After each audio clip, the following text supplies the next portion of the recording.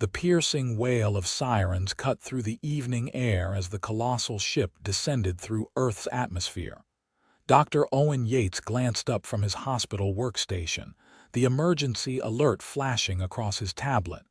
Incoming extraterrestrial medical transport. ETA. 8 minutes. Trauma team assemble.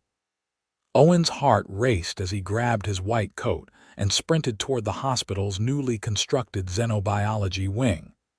6 months after humanity's first official contact with the Galanians, the interspecies medical exchange program was still finding its footing.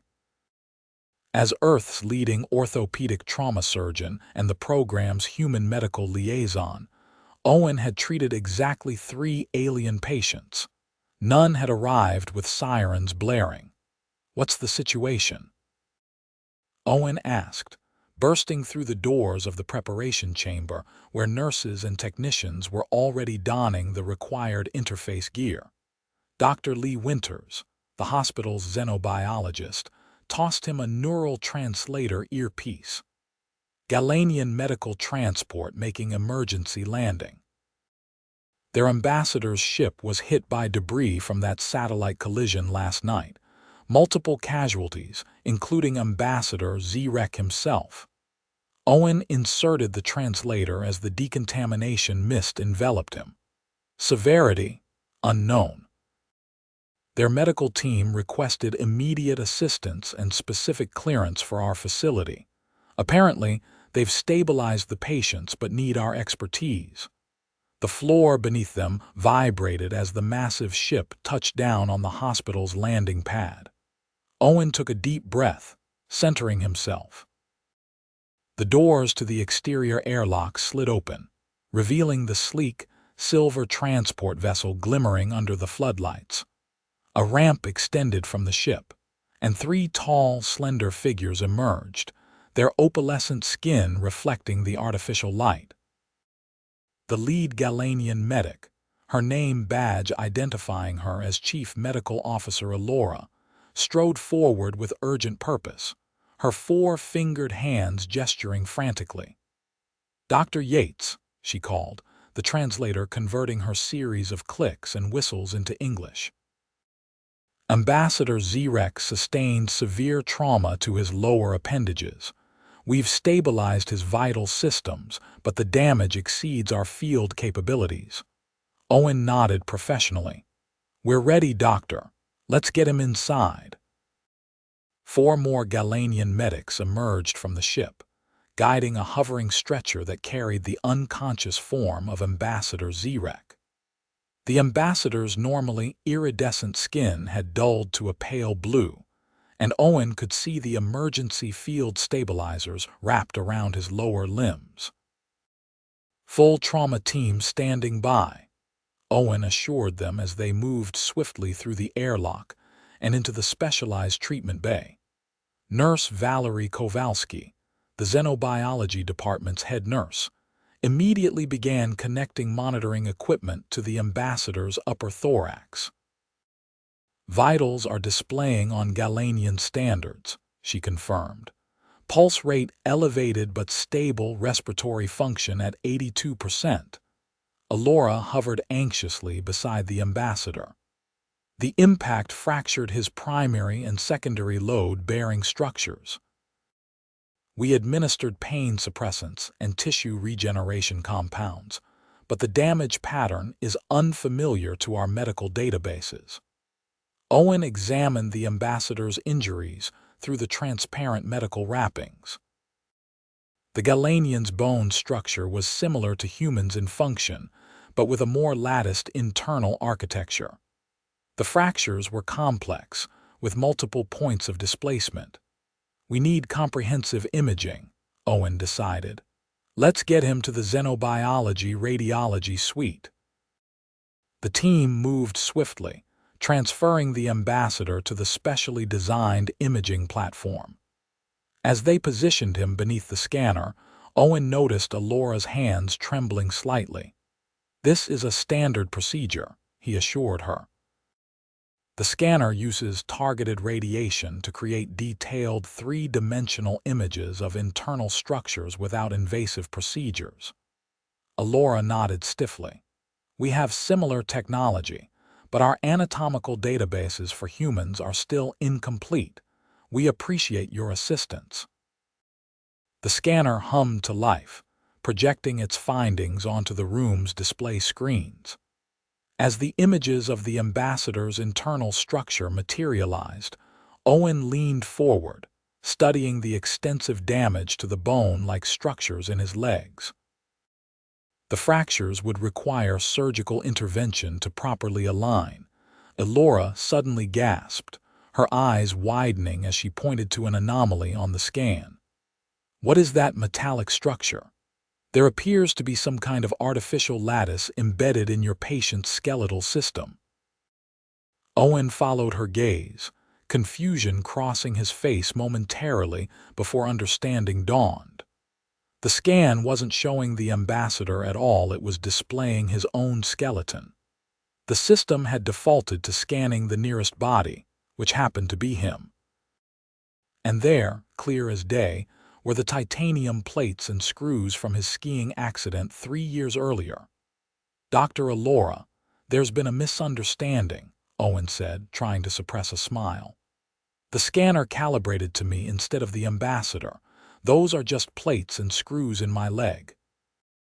The entire Galanian medical team froze, their translucent skin pulsing with what Owen had learned was their species' expression of shock. "Plates and screws," Alora repeated, her translator rendering her voice higher pitched than normal. "You have artificial metal components inside your body." "Voluntarily. It's standard orthopedic procedure," Owen explained, reaching for the scanner controls to recalibrate it. "I shattered my tibia 3 years ago. The plates and screws hold the bone in proper alignment while it heals. Some humans have them removed later, but mine are permanent." The second Galanian medic, Trex, moved closer to the screen, examining the image with what appeared to be horrified fascination. "Your medical providers deliberately inserted foreign objects into your body, and you continue to function normally." "More than normally," Owen said, tapping his leg. "I was back to performing surgery 8 weeks after the procedure. I even ski again, though my wife gives me grief about it." A third Galanian, whose badge identified him as Dr. Malk, stepped forward. "Forgive our reaction, Dr. Yates. In our culture, the integration of non-biological components into a living body is controversial. Our regenerative medicine took a different evolutionary path." "Fascinating," Owen said sincerely. "But right now, let's focus on Ambassador Zirek. His fracture pattern will require surgical stabilization similar to what was done on my leg, though obviously adapted to Galanian physiology." He recalibrated the scanner, and this time, the ambassador's injured limbs appeared on screen. Owen pointed to several key areas where the fractures had occurred. "Based on these images, I'd recommend titanium alloy internal fixation here, here, and here," Owen said, indicating the precise locations. "The procedure is minimally invasive and would provide immediate stability while allowing the natural healing process to begin." Alora's skin flickered with pulses of deep blue light, a sign of distress that Owen had learned to recognize during his xenobiology training. "You're suggesting inserting metal components into the ambassador's body?" she asked, her voice tight. Owen nodded. "It's the most effective treatment for fractures of this complexity. The alternative would be external fixation, which is more cumbersome and carries a higher risk of infection." The Galanian medical team huddled together, their skin rippling with patterns of light as they communicated in their native language too complex for the translators to process. After a moment, Alora turned back to Owen. "In our culture, such procedures are reserved for the most dire circumstances," she explained. We typically rely on regenerative compounds and external support structures. I understand your concerns, Owen said respectfully. But given the ambassador's position and the need for a swift recovery, internal fixation would offer the best outcome. The materials we use are biocompatible and designed to remain in the body indefinitely without adverse effects. Alora hesitated. You live with these metal pieces inside you without discomfort or degradation. I do, Owen confirmed. They're part of me now. I only notice them when I pass through certain security scanners at airports. He smiled, but the joke didn't translate well. The ambassador's monitoring equipment beeped, drawing their attention back to the patient. His vital signs were still stable, but pain indicators were rising as the Galanian medications began to wear off. We need to make a decision, Owen urged gently. I respect your medical traditions, but I believe this approach offers Ambassador Zirek the best chance for a complete recovery. Alora's skin pulsed with colors that Owen couldn't interpret. Finally, she straightened to her full height, nearly 7 feet tall. Show us, she said. Show us your plates and screws. We need to understand this technology before consenting to its use on our ambassador. Owen nodded. Of course. Let's move the ambassador to recovery while we discuss the procedure in detail. Once Ambassador Zirek was stabilized in the recovery bay, Owen led the Galanian medical team to his office. He pulled up his own medical records and displayed the detailed images of his surgical procedure. 3 years ago, I was in a skiing accident in the Colorado mountains, he explained. My right tibia, the larger of the 2 lower leg bones, was broken in multiple places. This is what we call a comminuted fracture. He displayed the pre-operative X-rays, showing the shattered bone. Without surgical intervention, I would have faced months of immobility, possible malunion of the bone, and potential lifelong disability, he continued. Instead, my surgeon performed an open reduction internal fixation procedure, or ORIF for short. Owen showed them the post-operative images. These titanium plates and screws hold the bone fragments in perfect alignment, allowing the natural healing process to occur optimally. The hardware is designed to remain in place indefinitely, though some patients opt to have it removed after complete healing. Alora studied the images intensely. And you experience no rejection, no infection, no immune response. The materials are specifically designed to be biocompatible, Owen explained. Titanium integrates well with human bone. There's always a small risk of infection, but with proper technique and antibiotics, it's minimal. Doctor. Malk leaned forward. How long was your recovery period? I was walking with assistance within days, though full weight bearing took about 6 weeks. I returned to performing surgery after 8 weeks and was back to most normal activities within 3 months. Remarkable, Trex murmured. Our traditional methods would require the ambassador to remain in a regenerative suspension chamber for at least 40 Earth days, followed by extensive physical rehabilitation. Owen nodded. With internal fixation, the ambassador could potentially return to light duties within 2 weeks, depending on how Galanian physiology responds to the procedure. Alora's skin pulsed with what Owen had come to recognize as thoughtful consideration. Our medical databases contain no record of such procedures being performed on Galanians. That's why the medical exchange program is so valuable, Owen said. We can learn from each other's approaches. If you're uncomfortable with the procedure, I completely understand. We can pursue alternative treatments. The Galanian team conferred again in their native language, their skin displaying complex patterns of light. Finally, Alora turned back to Owen.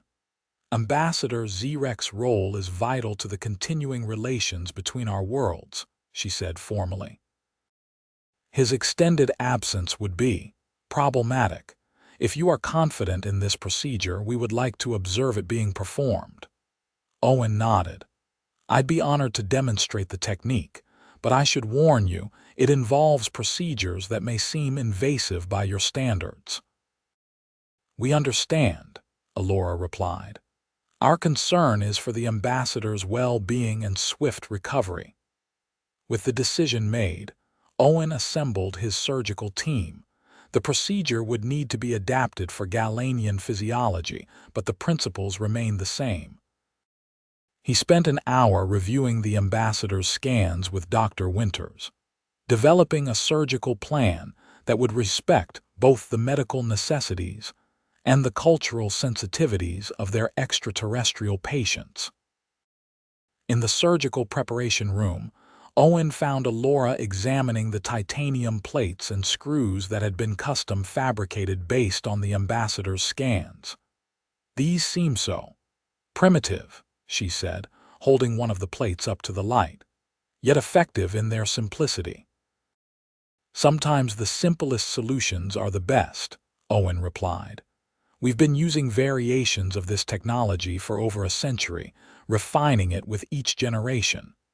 Alora's skin rippled with what Owen had learned was their equivalent of a sigh.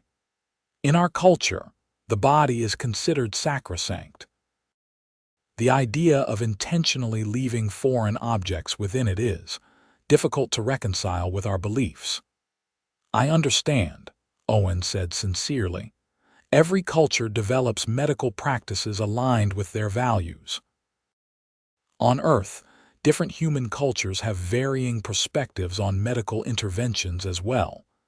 Their conversation was interrupted as Nurse Kowalski entered the room.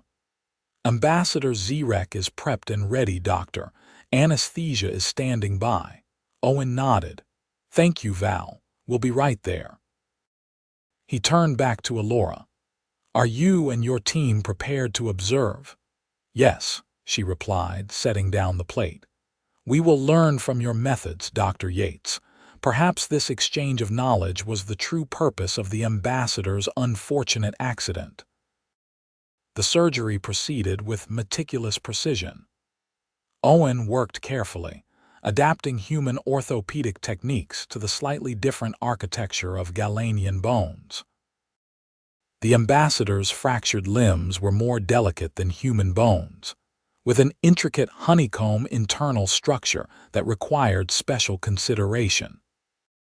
Throughout the procedure, Owen narrated each step for the benefit of the observing Galanian medical team, who watched with intense fascination from behind a transparent barrier. The plates are contoured to match the natural shape of the bone, Owen explained as he positioned the first titanium implant. The screws will anchor it securely, maintaining perfect alignment while the natural healing process occurs. 4 hours later, Owen placed the final suture and stepped back from the operating table. Procedure complete, he announced.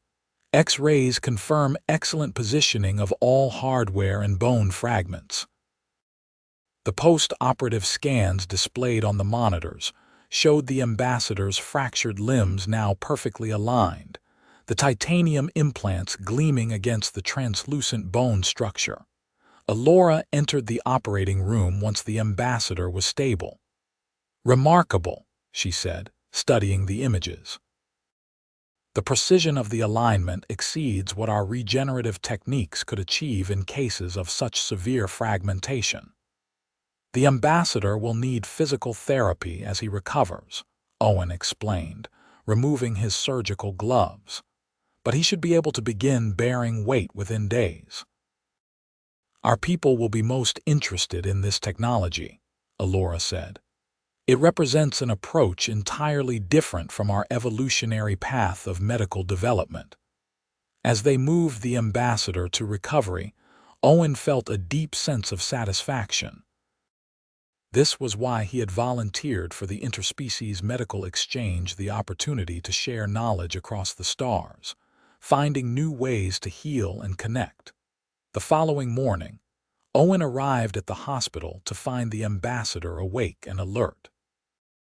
His skin had regained much of its iridescent quality, and the pain indicators on the monitoring equipment had decreased significantly. "Ambassador Zrek," Owen greeted him. "I'm Dr. Owen Yates. I performed your surgery yesterday." The ambassador's large, multifaceted eyes focused on Owen. "Dr. Yates," he replied, his translator converting his clicks and whistles into precise English. "Chief Medical Officer Alora has informed me of your unconventional approach to my injuries." Owen nodded. "I understand it may seem unusual by Galanian standards. How are you feeling today?"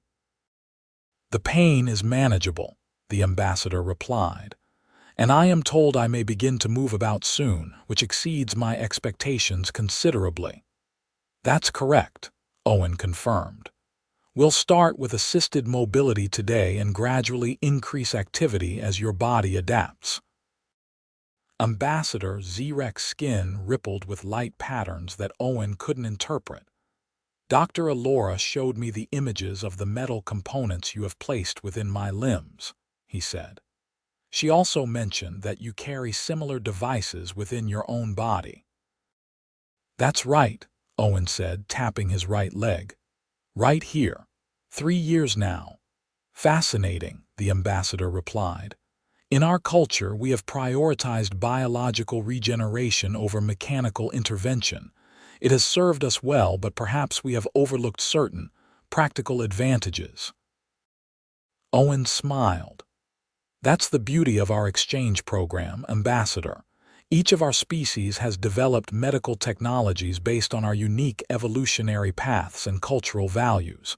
By sharing our knowledge, we can offer patients the best of both approaches."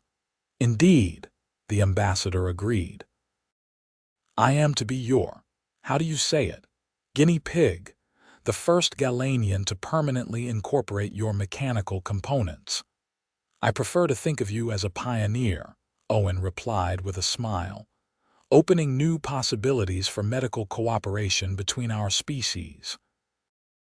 Over the next week, Ambassador Zrek made remarkable progress. By the 3rd day, he was walking with assistance. By the 5th, he was moving independently for short distances. The Galanian medical team meticulously documented every aspect of his recovery, comparing it to their traditional regenerative protocols. On the 7th day after surgery, Owen found Alora in the hospital's research laboratory, examining samples of human bone tissue under a microscope. "Human osteoblasts are fascinating," she said without looking up. "The way they interact with titanium at the cellular level, we have nothing comparable in our medical science."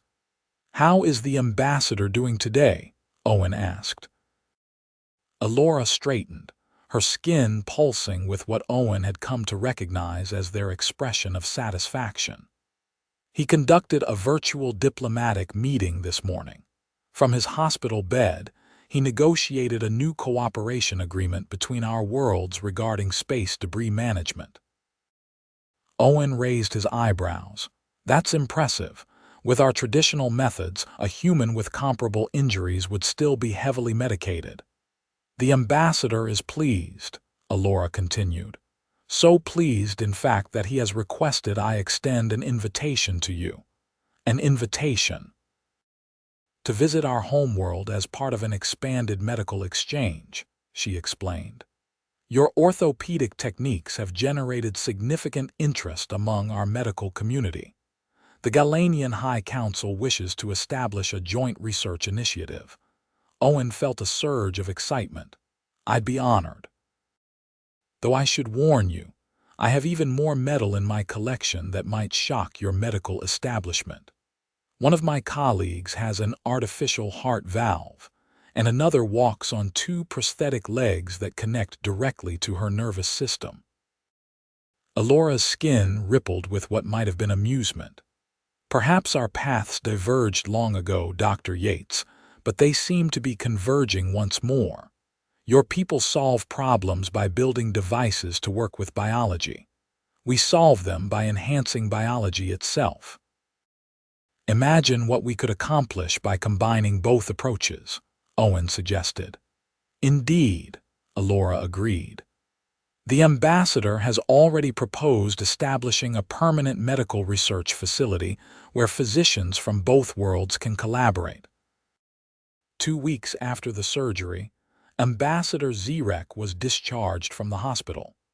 Standing in the hospital's atrium, he moved with only a slight hint of stiffness, remarkable progress that had astounded both human and Galanian medical professionals.